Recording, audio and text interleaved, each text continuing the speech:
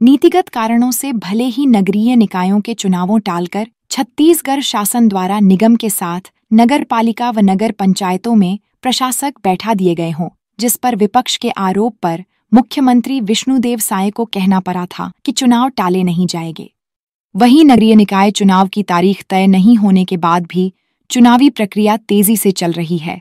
जिसका प्रमाण राजधानी रायपुर के दीनदयाल ऑडिटोरियम में प्रदेश के तमाम नगरीय निकाय चुनाव में आरक्षण प्रक्रिया संपन्न होना है,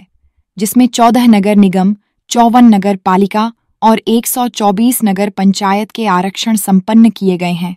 ज्ञात हो, नगरीय निकाय चुनाव की प्रक्रिया कांग्रेस शासनकाल में अप्रत्यक्ष थी, जिसे अब भाजपा शासनकाल में पलटकर प्रत्यक्ष तौर पर किया गया है, जहां आने वाले नगरीय निकाय चुनाव में वार्ड मेंबर के साथ महापौर और जहां नगर पालिका है वहां अध्यक्ष का चुनाव प्रत्यक्ष रूप से चुनने का अवसर मतदाता के सामने होगा, जिसके लिए राजधानी में सभी नगर पालिका, नगर निगम और नगर पंचायत के आरक्षण प्रक्रिया संपन्न की गई। नगर निगम की आरक्षण प्रक्रिया पूर्ण हुई है, क्या कुछ पूरा ये प्रक्रिया कैसे? आज दिन मंगलवार को 7 जनवरी 2025 को दीनदयाल उपाध्याय ऑडिटोरियम रायपुर में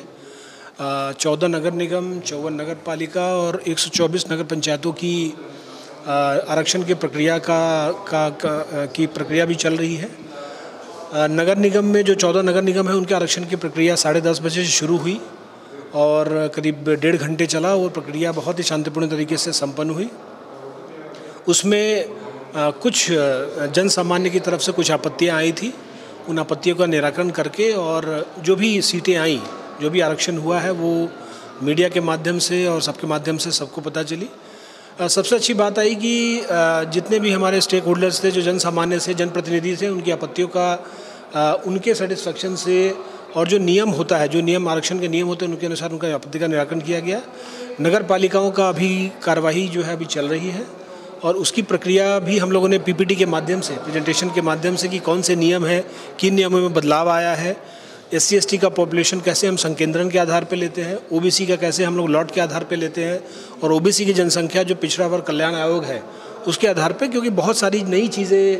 और बहुत सारे, क्योंकि सुप्रीम कोर्ट का ट्रिपल टेस्ट कंप्लायंस में